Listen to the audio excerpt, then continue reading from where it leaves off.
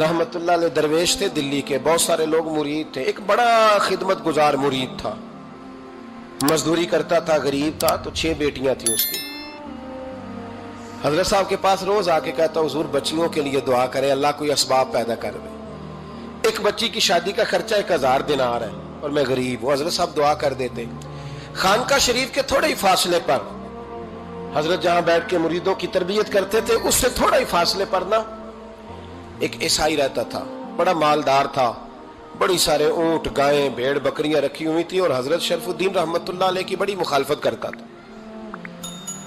और ये जो आपका गरीब मुरीद था, ये उसका पड़ोसी था। एक दिन बुला के ना उनको कहने लगा कि तू किधर जाके जो है वो टकरे मार रहा है, वहां से कुछ नहीं मिलने वाला। वो तुझे क्या देंगे जिनकी खानका खुद चंदे पे चलती है, मदरसा चंदे पे चलता है, मस्जिद चंदे पे चलती है, तेरी बेटी का मामला कहां हल होगा? तो उस दरवेश ने कहा कि तू मेरे पीर को नहीं जानता, तू अजय मेरा महबूब नहीं डिठा, तो पता नहीं ना, तू इस रास्ते का मुसाफिर नहीं, तू नहीं जानता। उनका बस चले ना तो वो हर कीमत में मेरी बेटियों की शादी करा दे। अब वो ईसाई था, कहने लगा अच्छा चलो ठीक है, अगर इतनी बात है ना तो जाओ उनसे जाके कह दो कि 6 साल के लिए मेरे साथ मुआहदा कर लें, तो मेरे जानवरों को चारा डाल दिया करे, 6 साल ड्यूटी करे, मैं 6000 दिनार दे देता हूं। वो मेरे साथ 6 साल मेरे जानवरों को चारा डाले, रखते हैं ना आप चारा डालने के लिए एडवांस पैसे दे के। अब तो लोग उन्हें भी गुलाम ही बना लेते हैं, बड़ी थोड़ी तनख्वाह देते हैं, जुल्म करते हैं, पूरा मुआवजा नहीं देते। हजरत शेख शरफुद्दीन के बारे में वो कहने लगा, जब अपने पीर से जाके कह के मेरे जानवरों को 6 साल चारा डाले, मैं 6000 दे देता हूं, तू जो कहता है हर कीमत पे जाने को तैयार है। उसने जब ये बात की तो मुरीद ने नाराज हो गया, वो लड़ाई हो गई, गिरबान पकड़ लिया, झगड़ा हुआ, बात बड़ी दूर गई। इस तरह की बात करता मेरे हजरत के बारे में, तेरे जैसे कई मैं वहां काम पे रखा दूं। जब वो बड़ी बहस हुई, बात मोहल्ले में, इलाके में फैल गई, दुनिया ने सुन ली, तो शेख शरफुद्दीन तक भी पहुंच गई। इस तरह झगड़ा हुआ है। लोग सो गए इशा की नमाज के बाद। हजरत साहब ने ना सर पे कपड़ा लिया, उस ईसाई के दरवाजे पे दस्तक दी, वो बाहर आया, फरमाने लगे लोग तो सोच समझ के मुलाजम रखते हैं, तूने भी तो सोच ही लिया होगा, तभी तो मुझे ऑफर की है। तू अपनी ऑफर पे कायम है? वाकई मुझे रख लेगा और 6000 दिनार दे देगा? कहने लगा जा बाबा काम कर अपना। फरमाया नहीं, तूने इतने लोगों में बात की, इतनी बहस हुई, तो कायम है? कहने लगा मैं तो कायम हूं, पर आपने नहीं कायम रहना। फरमाया मैं सोच समझ के आया हूं। उसने कहा आप ड्यूटी करेंगे, भैंसों को चारा डालेंगे? फरमाया एक शर्त, बस जब अजान हो जाए ना तो मुझे रब की नमाज पढ़ने की इजाजत दे देना, बाकी सुबह शाम जो तू कहेगा। अगर उस गरीब की बेटियां ब्याही जाए तो मुझे और क्या चाहिए? उसकी 6 बेटियों का बोझ है उसके सर पे, तू मुझे रख ले। अल्लाह अकबर। वो कहने लगा चले पे मेरे साथ खते बंदगी कर ले। आजकल हम स्टाम्प करते हैं, उस जमाने में खते बंदगी होता था, गुलामी का खत, काजी शहर के पास, यानी उसका ख्याल था कि चलो स्टाम्प की बात करूंगा तो भाग जाएंगे। फरमाया चल मैं तैयार हूं। काजी तक गए, तय हो गया, 6000 दिनार दे दिए। हजरत ने मुरीद को बुलाया, फरमाया पुत्र ये ले जा मेरी बेटियों को रवाना कर दे। कहने लगा हुजूर ये क्या कर रहे हो आप, कुछ सोचे? फरमाया यार जब तुझे बेटा बना लिया तो फिर मेरी पोतियां तो लगती हैं ना, मेरा हक तो बनता है ना, जाके ड्यूटी कर, उनको ब्याह दे। बात फैल गई, बादशाह भी अकीदतमंद था, वो 12000 दिनार लेके पहुंचा। क्या बताऊं इन रब के बंदों का दिल कैसा होता है, क्या दर्द होता है, क्या रंग। 12000 दिनार लेके बादशाह आया और आके हजरत को पेश किए, का हुजूर आप दें इस ईसाई को डबल दें और जाए काम करें। आप फरमाने लगे तू पैसे दे, शर्तें ना लगा, मेरा जहां दिल करेगा मैं खर्च करूंगा, मुझे तो मजा ही अब आने लगा है, अभी तो लुत्फ आ रहा है, अभी तो जायका आया है कुछ करने का, पैसे देने या तो दे, पाबंदी ना लगा, जहां मेरा दिल करेगा मैं। उसने कहा हुजूर ठीक है रख ले। हजरत ने फजर मस्जिद में पढ़ी, जेब में 12000 दिनार थे, ऐलान फरमाया भी किसी और की बेटी भी बैठी है तो पैसे मेरे पास है। वो 12000 दिनार भी बांट दिया, और 12000 दिनार बांट के ना तो फिर चले गए खेत में चारा काटने। उस ईसाई को किसी ने बतलाया कि उनके पास तो 12000 आया है, पर तुझसे जान नहीं छुड़ाई उन्होंने। वादा ये हुआ था कि 6 देंगे तो जाएंगे, जब तक देंगे नहीं तेरे घर में काम करेंगे। वो ना चारा काट रहे थे, हजरत साहब तो वहां पहुंच गया, दूर जाके खड़ा हो गया, कहने लगा बाबा پہلے تو میں نے مسلمانوں کے اخلاق سنے تھے، اب تو میں نے دیکھ بھی لیے، پر یہ بتا جب 12,000 آیا تھا جان کیوں نہیں چھڑائی؟ تو حضرت چارہ کاٹتے کاٹتے رو پڑے، فرمانے لگے تو نہیں نہ جانتا یہ بیٹیاں سانجھی ہوتی ہیں، پتہ نہیں نا، میرے رسول پاک نے تو حاتم تائی کی بیٹی کے سر پہ کپڑا رکھ کے کہا تھا بیٹیاں برابر ہوتی ہیں، تو یہ نہیں پتا جب اس کی 6 بیٹیوں کی شادی ہوئی ہے میرے اندر روحانیت کتنی بڑی ہے۔ فرمایا پھر 12,000 آیا ہے تو 2-4 بچیاں پھر گئی ہیں، تو یہ نہیں پتا میں اندر سے راضی کتنا ہوں، میں تیری نوکری کرتا رہوں گا، پتہ نہیں اللہ کتنی بیٹیوں کو بیاہ دے گا۔ اتنا رویا وہ عیسائی کے پیروں میں بیٹھ گیا، کہنے لگا بابا میں نے تیری مخالفت کی ہے پر تیرے قریب آ کے پتہ چلا ہے کہ تو بہت اونچے اخلاق کا مالک ہے، اور اگر تیرا یہ مقام ہے تو تجھے اخلاق سکھانے والے محمد عربی کی شان کتنی ہوگی۔ ظالم کی بولیے جاتے نہیں لوگ جھوٹے گواہ بن کے، وکیل صاحب کو نہیں پتا ہوتا کہ یہ بندہ مجرم ہے جو میرے پاس آیا، کیا مجرموں کے وکیل نہیں ہوتے؟ بولے تو اس کو پتہ نہیں ہوتا وکیل صاحب کو کہ یہ صاحب مجرم ہے، میرے پاس مقدمہ لے کے آئے، اور اگر بے ادبی نہ ہو جائے تو میرا خیال ہے قاضی عدالت کو بھی پتہ ہوتا ہے کہ مجرم کون ہے اور مظلوم۔ میرے نبی پاک صلی اللہ علیہ وسلم نے اس قدر زیادہ سختی فرمائی اس مسئلے میں، فرمایا جس کو پتا تھا کہ فلاں آدمی ظالم ہے، ظلم کر رہا، پھر وہ ظالم کا گواہ بنا یا اس نے ظالم کی مدد کی، کتنی کی؟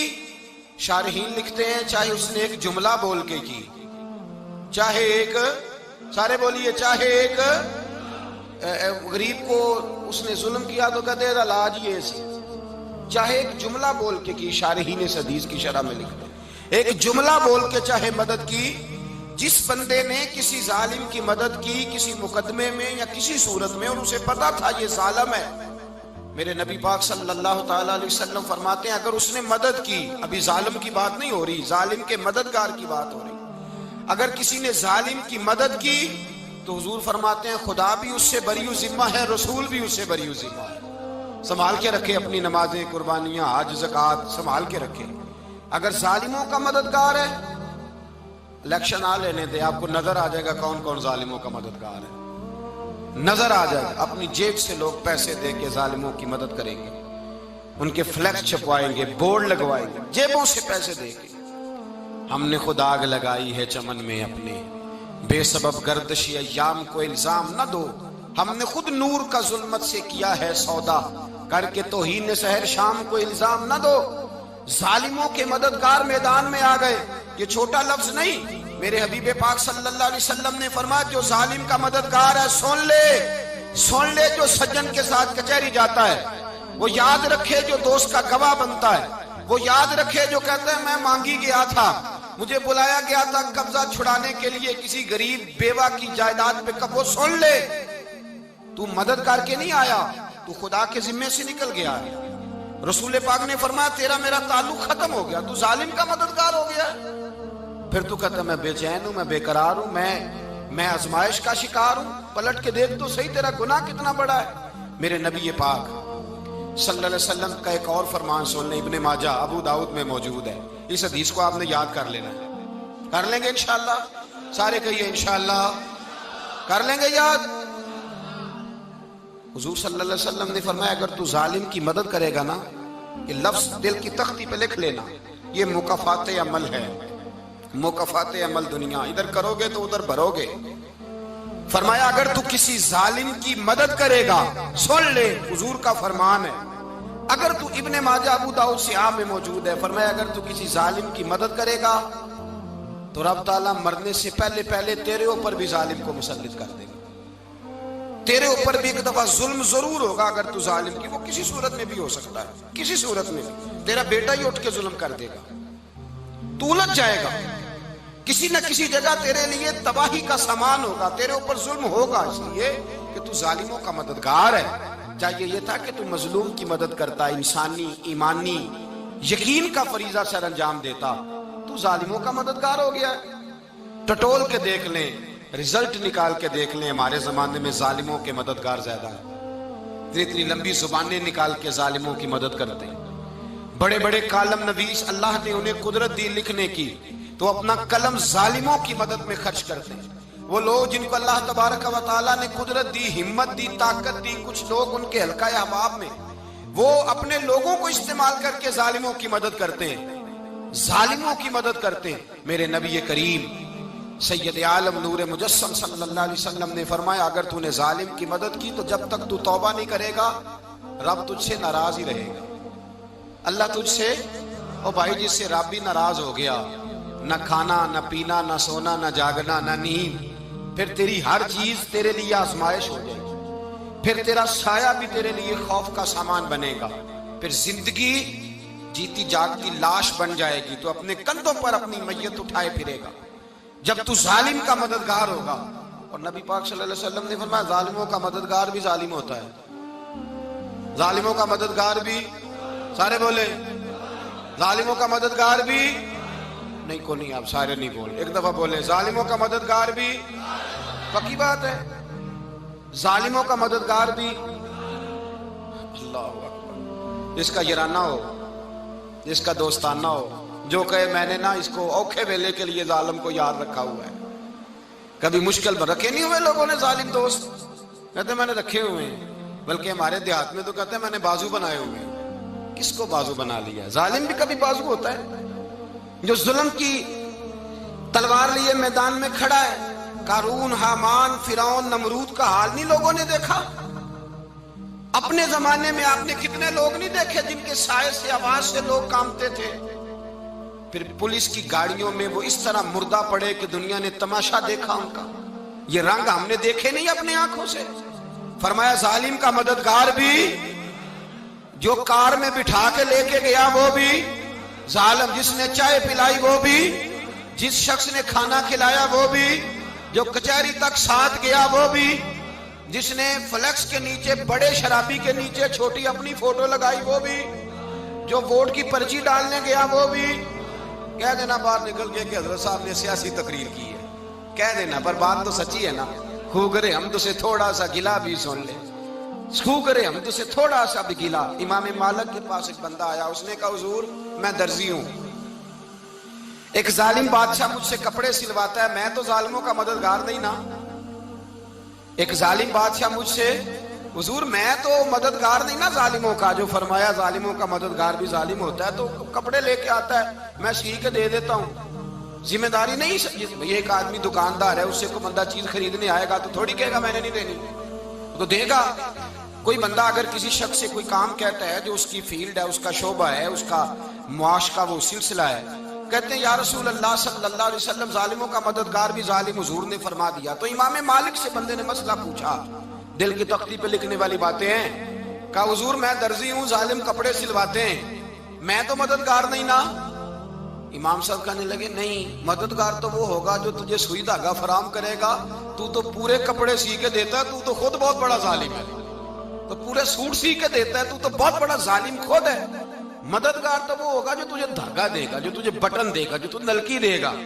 جو ظالم سے اتنی نفرت، ظلم کر کے بندہ ہے، یہاں تو ہمارے زمانے میں ہیرو بن جاتے ہیں لوگ، ظالم ہیرو ہے، لوگ اس سے ڈرتے پھرتے ہیں، گھومتے پھرتے ہیں، اور بہت سارے کم مزاج لوگ اس کے پیچھے ہاتھ باندھ کے پھرتے ہیں۔ ظالموں کی مدد کرنا، ظالموں کے ساتھ رہنا، یہ ظلم ہے، ظلم، یہ زیادتی ہے۔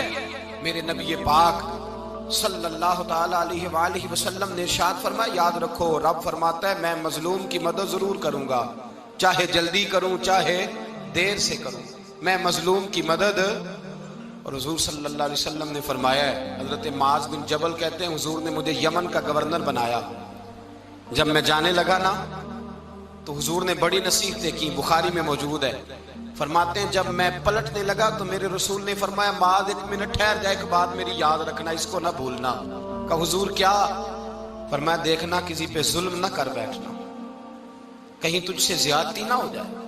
محبوبہ پھر حضور نے فرمایا سن میرے معاذ، میں تجھے گورنر بنا رہا ہوں، زیادتی نہ کر بیٹھنا۔ یا رسول اللہ صلی اللہ علیہ وسلم کیا ہوتا ہے؟ تو میرے کریم نے فرمایا جب مظلوم دعا کے لیے ہاتھ اٹھاتا ہے تو عرش کا مالک کہتا ہے فرشتوں پیچھے ہٹ جاؤ، عرش کا مالک کہتا ہے فرشتوں پیچھے ہٹ جاؤ۔